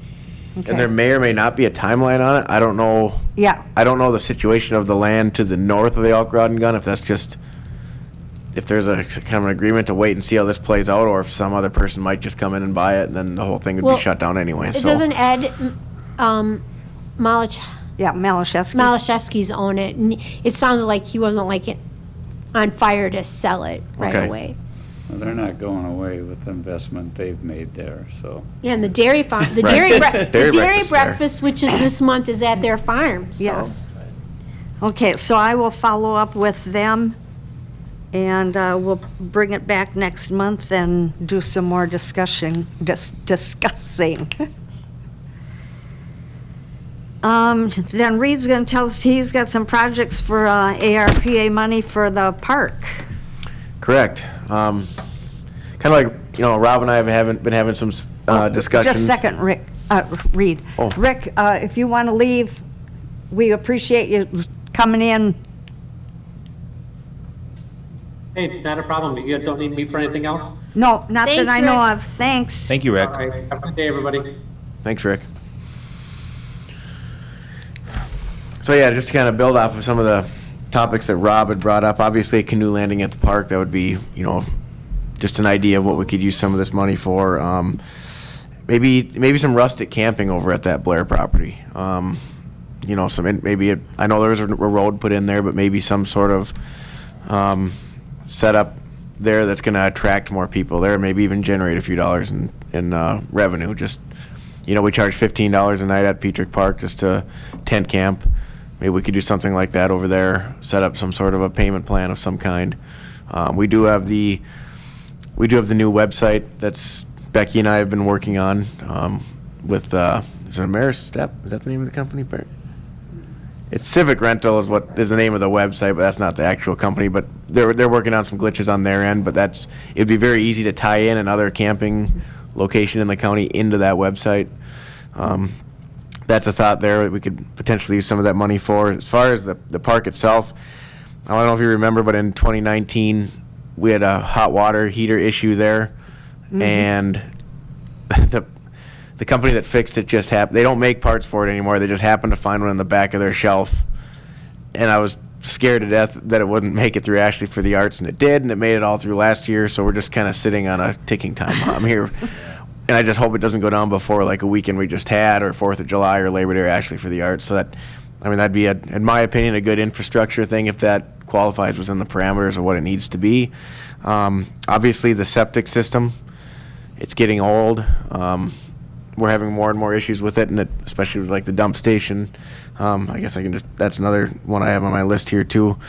That underground, those items are at some point going to need to be replaced. Now, I know the park does have the non-lapsing fund or account, and there is money in there for it, but obviously if we have this, federal money coming in and the parks side can get their hands on some of it, a very small percentage would go an awful long ways of that 5.7 million. Obviously the lower shelter improvements, we put in the cement last year, and then we're going to put some more in on the outside, get some garage doors in there, and obviously materials are not very cheap right now, but hopefully that'll go down. But that's another, Rob, you said we have till 24 to use the funding, so. That's my understanding, we have till 20. Okay, that could be something there. The playground, I brought this up probably 2 months ago. We could use a new playground out there. I've been looking into some newer ones. Becky showed me a bunch of great sites and great places to take a look. That's an option there. Come to Strum and look at the playground. It's beautiful there. Mm-hmm. Yep. The Lions Club helped, they did a fundraiser, it was all paid through. Really? Mm-hmm. Yeah. The Lions Club helped put it all together. Okay. That was another thing. I was wondering what it costs in labor to put one of those things up. But if you have volunteers, I guess that'd cut the cost right there. The former, I keep wanting to say priest, but, that's my Catholic. The pastor at Emmanuel, his wife Mandy was very involved in that whole project, and I could text her and ask her to just send me some information on how that came to be, and That'd be share great. it with you. Okay. For sure, thank you. And then it comes up often, the drinking fountain situation there at the park. It needs to be replaced. It's something that I'm guilty of. I've been putting it on the back burner, trying to get other things in, like the boardwalks and other improvements and whatnot. But, that's another idea, maybe getting pads for the campsites, where they're obviously probably not concrete, that'd be very expensive, but, gravel pads for people to park their trailers on in the existing sites now. And then also, the Trempealeau lots down in the village down there. I'm having, you guys approved last month, we're having electricity installed in a few of those, but we could branch that out to all of those, and I think we'd rent most of them every year, I believe. I can't guarantee anything, but I think that'd be a huge help for those lots down there. So that's the list that I have put together. Becky just said running water to the lower shelter. That's another one we've been talking about as well. Just, this whole list of improvements that need to be done at some point, and it's just a matter of, doing them and which funds are gonna be allocated to doing the projects. So I'm a firm believer of always having a project ready to go. Mm-hmm. It'd be great if you'd prioritize those. And Right. cost estimates with them. And then we could run, fiber in off of 93. Internet access there at the park. I know people like to get away from internet out there at the park, but people still use it all the time. Plus, we're going to try to go to this online system where people are going to be needing to, what if they pull into the park? I don't know if we're still going to have a pay post there or not. I was actually talking with a couple people upstairs this morning if that's still a good idea once we get that online reservation thing going, or can they just pull in and pay with a credit card right when they're there in the lot? I mean, That's cool. Just an option to have internet there. Use your iPhone to do a credit card. Just Right. download the app and it's a piece of cake. Could you kind of prioritize those? You bet. To me personally, it'd be human health and safety first, and then based on what's going to go first after that. I think the water heater should be number one.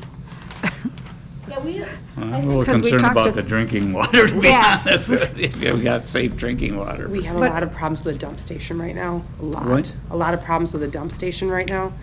That's, I don't want somebody getting sick out there. Yeah. Some waste. Dump station after this past weekend needs to be looked at again. It's not working properly after the long All weekend. the water issues seem to be the priority. Right. I know we talked about a tankless water heater a couple years ago, and I was shocked at how cost-effective they are. They certainly are. But then I think we kind of, at that time, went forward with saying, well, let's, people brought up examples at their own house. You don't replace it till it's broken, but I get that. What if this current one lasts 5 more years? It'd be great. But at the same time, if all of a sudden it goes down Wednesday before Ashley for the Arts, we have major problems. It's kind of like the jail, they had to go to eBay to find locks. We can't There you guarantee go. that there'll be eBay parts for this water heater. Right. That's just, yeah. So I'll prioritize the list, and then I'll come back with probably some action items then next month. On Okay. if we can proceed. But then again, we kind of got to wait for We the. gotta wait for the process. Yeah. Yeah. But we do have funding though to do some of these things, but then some of it does need to happen. Well, I think if you get the list ready and it needs to go to full board, it shows we put some thought into it and prioritization. And I mean, obviously, the big use day is coming up in August. You want to be ready to roll Right. with a park that's going to function by that time, because I assume it's jammed, right? It's full. Yep. Yeah. 150 gosh. person waiting list this year. I can only imagine that people are just dying to be, and music seems to be the number one thing that people want to get to outdoor events. So I have a feeling Ashley is, the last time there was over 60,000 people, I predict it's just going to be wall-to-wall people. And they've got some pretty famous people coming. There's Oh, some who's big ones. coming? Yeah. There's some big acts. Yeah. Who are they? Do you know? It's out online. They handed Oh. out in the parade brochures, They so. just had it on TV last night, too. I said, I think I look it up. I'm not a music guru, but I recognized all their names, so. Yeah, if we have good weather this year on those weekends, I mean, it's going to be a boom year. I think for Tremplo County, all rural Wisconsin, out, especially our part of the state, just with Well, those they things. flock. What's that? They come. They come. Yeah. They do, and the park is, I would say, probably the most highly sought after place to stay, just because you have the shuttle that goes to and from there, the nice bathroom and shower facility, and it's plenty of room for everybody, and it generally has stayed quiet. I mean, obviously, I've only been there for one, Ashley for the Arts, and there was no issues with the partying all night and loudness and this and that. 71 days, 23 hours, 42 minutes, 40 seconds until it happens. They're Well- having a 5K run, too. Yeah, well, and there's only one hotel in Arcadia, and that's booked for Ashley entertainers. So there's like no hotels in Arcadia either. Coming Well, from, Jefferson, Starship, Foreigner, Toby Keith, Bare Naked Lady, this is big. Little Yeah. Big Town. Wow. They've It's upped gonna their be game. jammed. It is gonna be jammed. It's a fun weekend at the park. I would hope go. everything People I runs have smoothly. to see. Yeah.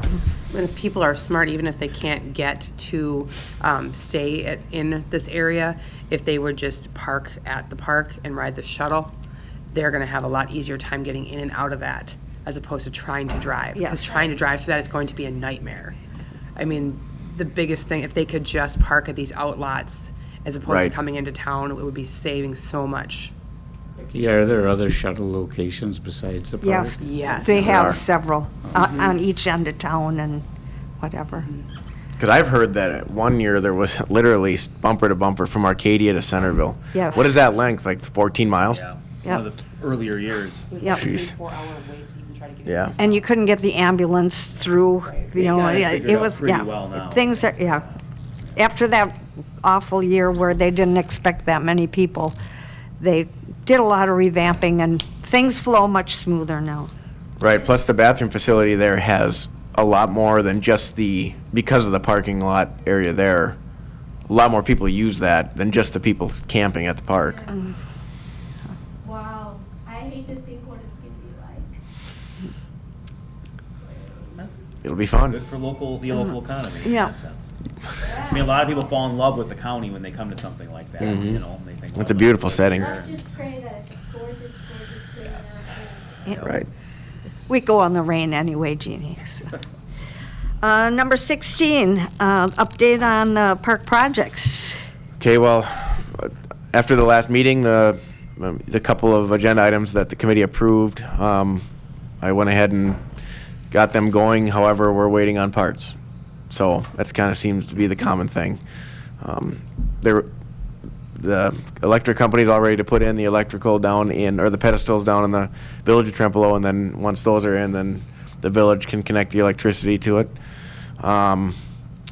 The security system has not started going in yet at the class shelter, but it should be any day now. So those are the two main things that since last time, just updates on those.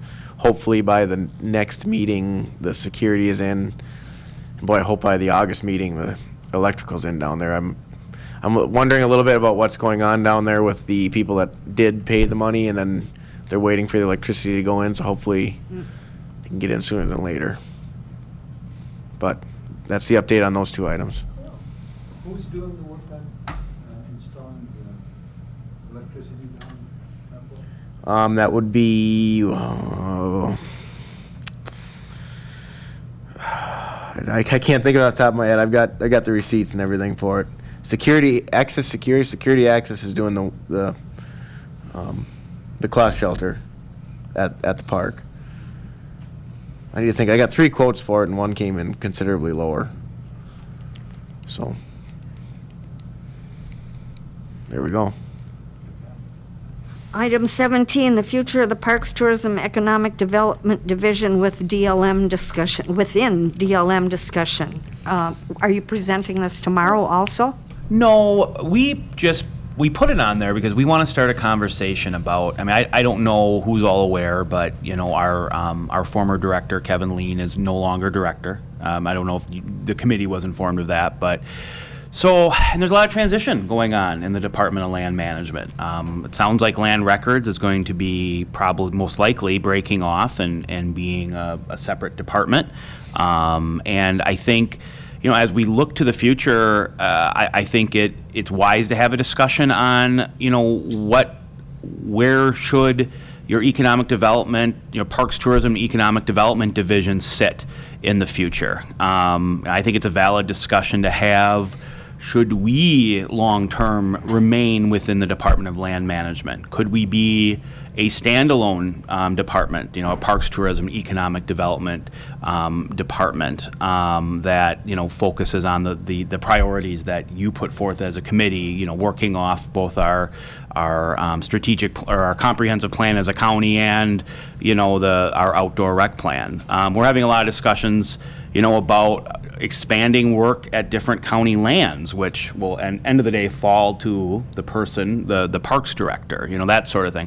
So Reed and I think it's fair to say, have had a lot of just casual conversations on the subject. And, you know, what should the future of our unit be? Does it make sense for us long-term to be, like I said, to be in the Department of Land Management? From our that doesn't come up from me, from dissatisfaction with being within that unit, you know, like where I think, frankly, dissatisfaction was where Land Records was coming from it. But, yeah, I guess we want to just put it out there as we're putting together our outdoor rec plan, as we're looking, you know, budget time will come up here before we know it in August, where we have to look ahead into 2022. You know, I think we just want to kind of have that discussion. I see where there could be some real value of us being a standalone department that isn't sort of, you know, isn't necessarily connected to the Department of Land Management, works closely with them, continues to closely work with Land Records because of the great mapping opportunities they do and that sort of thing. But I guess I'm putting it out there as something to start discussing because, you know, I think, especially now, frankly, my assumption is there'll be a new director coming in.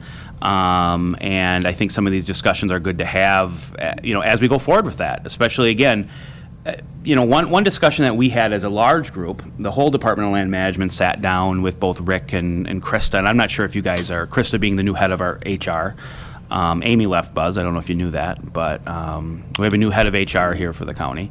So we sat down. We had a large discussion, and I actually think you're getting presented that on ELU tomorrow. Right. Basically, the spark notes of what that discussion was, and that was just one of the ideas that I put forth. Maybe parks, tourism, and economic development can function better as a standalone department. Now I know there's pieces that go into that, funding structures and that sort of thing, and who you report to. But I think it's a legitimate conversation to have. And yeah, I guess we're just throwing it out there for initial thoughts, because again, we're going to be moving forward on a lot of initiatives, and obviously the office is being revamped. We're going to have, Reed's still the right now. We haven't hired any new conservation people yet. But we're going to have lots of new bodies coming in, is basically what I'm saying, including a new director. So, yeah, I guess that's a lot to throw out there. It's a big basket, but I think it's important for this committee to think about it. There was a large discussion about this when when we made the decision to hire or to create an economic tourism. And I think in the beginning, we wanted it to be a standalone department, but with having a standalone department means there's, the director of tourism and economic development, and then you need staff, and then you need this, and it was sort of a cost nightmare a little bit in the beginning. I don't know where the county board would land on that right now, but I think it's, something worth discussing. But I mean, you would need to have a Becky in the unit. You would need to have, A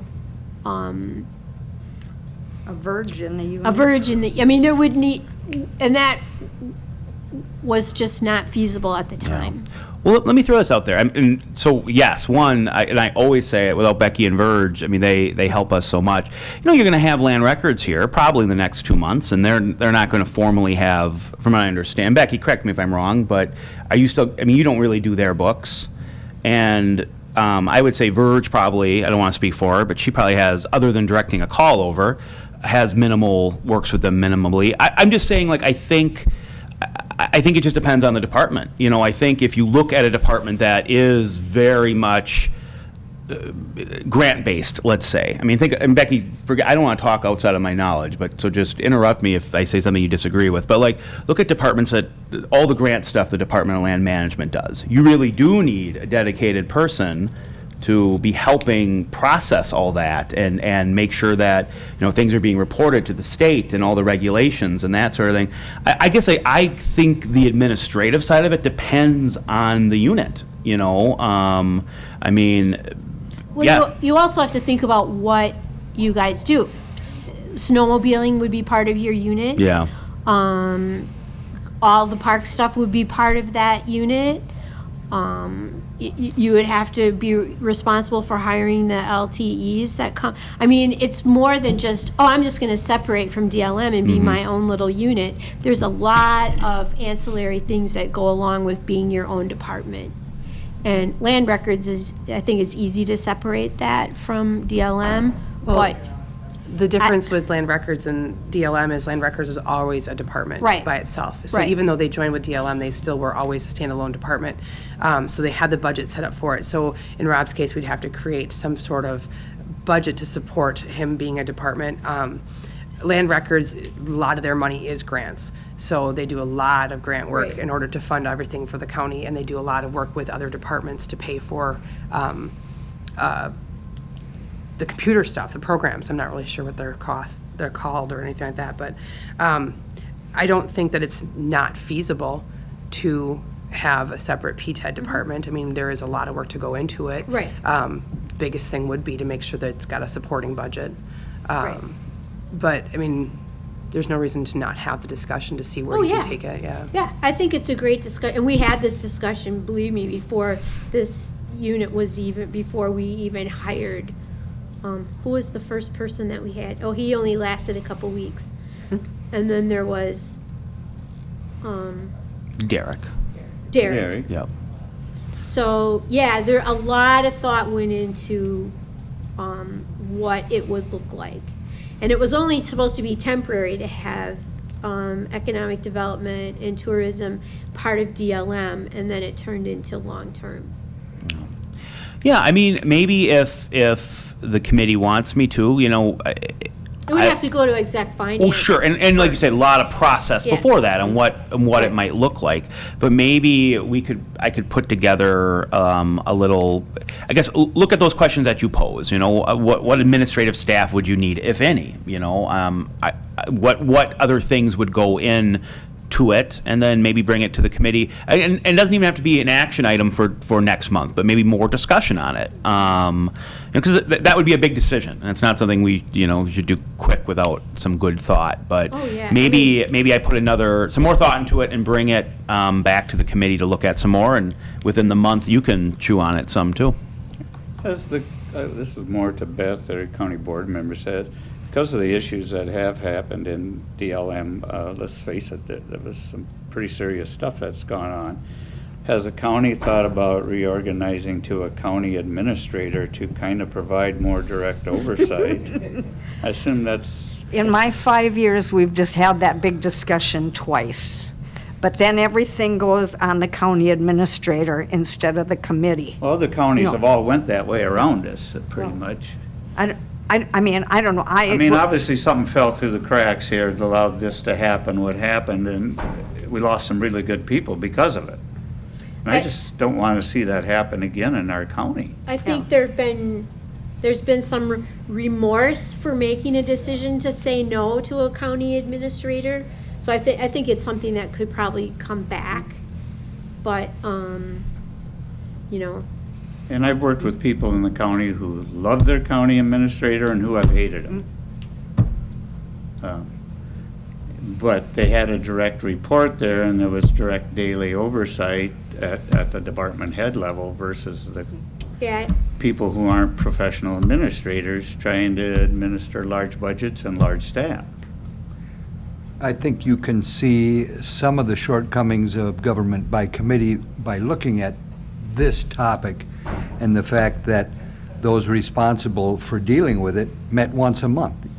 I mean, this was something that needed a lot more attention than it got at an earlier time, in my opinion.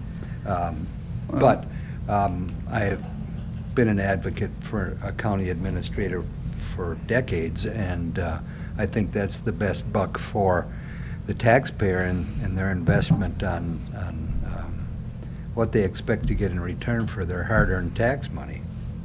And I would agree with you, and I don't think having a county administrator, I mean, this is not even on our agenda, but takes away from the work that the committee does, because a county administrator can't be involved in every minute detail. I mean, they're responsible for oversight, meaning we still have a county board that still makes decisions, and we still are responsible, or the county administrator is responsible to the county board chair. I mean, we had a county exec when I worked at Dane County, and was Eau Claire's a administrator? Yes. Yeah, he wasn't voted on, but I've worked under two, where one's voted and one's hired. And he worked very closely in Eau Claire County with the county board and the department heads, and our county board was still very active, and as were all committees. So, but I think what you're bringing up is worth discussing, and not anything I would make a decision on tomorrow or next month, but and you would be surprised at who you need to support you, because you're doing a lot of things. You can't be, I mean, you need staff. No. How much do you rely on Becky and Verge and other people in your department? A lot. Yeah, well, no So doubt. if it's just you and Reed, who still is a part-time conservation person, I mean, there's so much that would have to be ironed out. Mm-hmm. And I think, when a new DLM director is hired, that person should have some input into how this looks as well, I think. That's been the discussion at DLM is, moving forward, you hate to do too much and then get a new director who has a whole total different Right. idea of how the department should be, so. Well, how does the DLM director hiring process go? Does the various departments within Division of Land Management have participation responsibilities in that hiring process, or what happens? I have no idea how county does business. I just asked Krista because I'm the chair of the Board of Health, and Barb is going to retire, so it's posted. And when we hired Barb, that was my first year. And when you're doing a department head, the committee is in charge of doing the interviews and choosing. If you're just hiring a person, an employee in the department, then it's the HR and department head that does the hiring or interviewing. And how we did our research, our search for our new HR director, since I'm on the personnel committee, we hired an agency to do the recruitment. And it was, even though we ended up hiring someone who was already here, they did an excellent job of recruiting, sending out information. They did pre-interviews with all of the prospective people who applied, and they came to our committee, and we all processed the people that they interviewed, and we narrowed it down to people we wanted to interview. And I would hope that DLM would do a similar search, because this is a big deal. Be part of this then, or the DLM? No, because we don't have oversight of Kevin. Now, let's bring up an interesting point Maybe about we that. shouldn't be having this discussion, Well- and it's not on our agenda. Well, let me just say, I'll take it back to just the idea of separation. It does bring up a really interesting issue where Now we're on TV. oh, hello. We have been. Oh, I We're- haven't seen us until now. Oh, well, your little face shows up when you talk. Like, there I am. Oh, okay. So, I mean, for example, I'm overseen, in the current structure, I'm overseen by the director of the Department of Land Management, as is Reed. Of course, you're different because you're hybrid, as is Becky, but I'm not overseen by the DLM committee. It makes sometimes for an awkward situation where, for example, my direct supervisor is not overseen by my oversight committee. Now, we have a nice situation actually where it flows really well. It's never been an issue, and because we have Beth on both committees too, there's a lot of good And John was on both Oh, that's right, and committees. John was on both. But theoretically, if I had a major problem with the director, my oversight committee doesn't oversee the director, though, and vice versa. If the director had a problem with this position, we shouldn't use individuals. You're doing hypotheticals. Right, it's hypotheticals. But if the director had a major problem with my position, well, the oversight committee that oversees me doesn't oversee him, and kind of vice versa. It's sort of this strange thing where we've got two different oversight committees overseeing folks within the Department of Land Management, and sometimes, there can be a difference of opinion on, again, this is all theoretical, but think about during COVID, for example. What if DLM had said, no, sorry, we're not going to, or ELU committee, sorry, was going to say, we're not going to allow remote work, but PTED said, yes, you can, right? But that's a county decision, not a committee decision.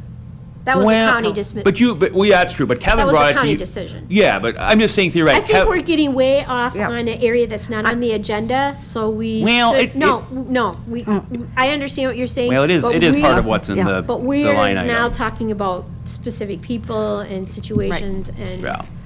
this is still well- something that we have to mull over. Yeah, I agree. Yep, This will be a yep. discussion at the ELU meeting tomorrow, Yeah. and then we'll know more. Maybe folks here will want to come to that meeting, for that part of the discussion. It's on you know. TV, right? Yes. On Zoom? Yes. Well, I don't know if it's Zoom or WebEx or what. I think we all went to Zoom. Okay. I don't know. So let's take a look at the next meeting date, which is in July. Are we done with that discussion? Well, let me just add, shouldn't oh. PTED have a piece in the hiring of the next director because they oversee? No, we don't we have nothing to do with the director But of land management. but a person under your jurisdiction is overseen by ELU. I'm not trying to rustle we're the not feathers. I don't know, hiring- because Jeannie knows how the PTED committee was set up. That was Right. before my time, so. And So that's- I'll leave it, I'm not trying to cause yeah, trouble. No, I'll, the PTED committee does not have oversight of Kevin, but we have oversight of you. So we would not be involved in hiring a new DLM director because we don't have oversight of him. it's a very interesting situation. If I could ask a question, I'm kind of new to the game. It seems like, I don't know how many years ago, there was a merger of the two departments, but there was... Creation of the. Pardon me? The creation of the PTED department, not merger, just. Well, And bringing in land records. right, Oh, that. Sorry, yeah. but there wasn't obviously a merger of oversight committees, because in my short time on this committee, Kevin reported to this committee with regularity, but I just heard now that this committee didn't have any authority over Kevin or that part of the operation in that part of the building. And, you know, I understand that I'm not involved on a daily basis, but obviously, in retrospect, it was just as confusing for some of the employees in that area. And I think we need to spend a lot more time on this discussion yeah. and revamping the whole thing. I mean, I hear today for the first time that evidently Kevin's no longer employed here, or will be unemployed here shortly. I don't know how that works, but now would be a good time to do some of the things that obviously need to be done. You know, I just brought it up, where you have this variety of committees and this administrative structure that did not work. It was obviously toxic. That it is time to rethink. It should be, if we're going to have a division, the committees who have staff within that division should be part of the oversight of who gets selected, how they get selected, how the division gets managed. Yes. It shouldn't be with just one committee, because it didn't work. Correct. And it didn't work historically. Well, when we were just the Parks Committee, DLM never came to any of our meetings. We never had any involvement with, as I'm recalling, I don't, you know. I mean, obviously, I'm here as an appointed citizen, and I'm outside looking in, and probably know more than I should from people I know, but I'm also a firm believer if you do the same thing again, and it did not work, there's a definition for that and expect a different result. No, and I agree. I think it's a really good discussion, and trust me, when the economic tourism position was created, I wanted a specific department, but we're not.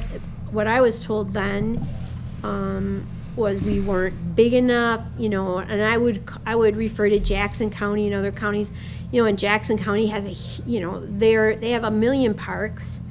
It's just really different. Yeah. And Clark County has like a giant forest. I mean, I was told things are just different. So I think what you might want to do to bring information back to this committee is look at some of our surrounding counties that have a position similar to yours.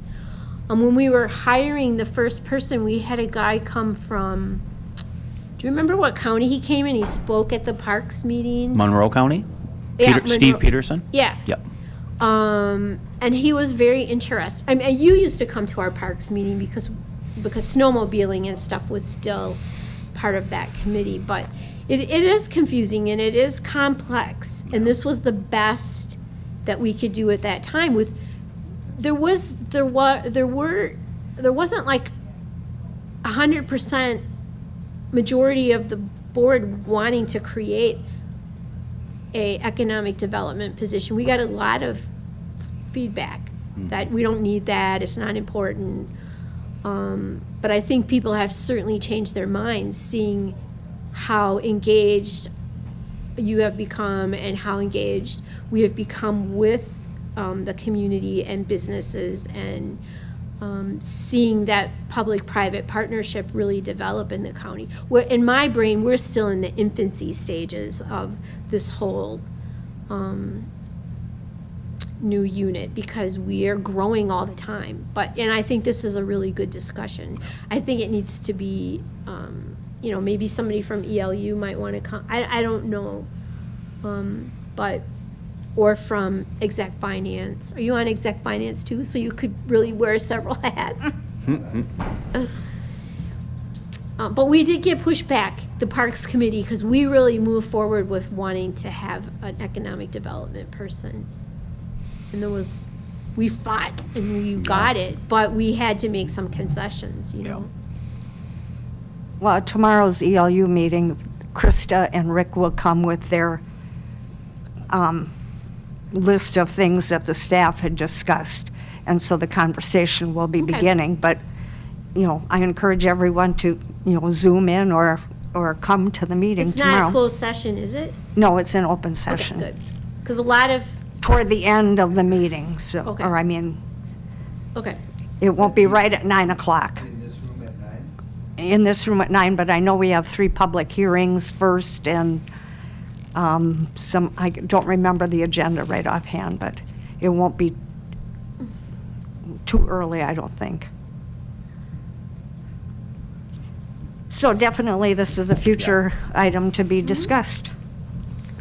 Well, thank you. That's the only reason I brought it up, Yeah, just to get the ball rolling. So I appreciate everyone's robust conversation on it. Setting the next meeting date, which would be July 6th, I will not be here, so.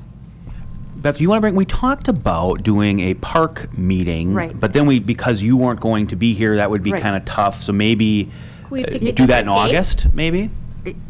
Or whatever. We're open. The staff's open, I know. Yeah. But.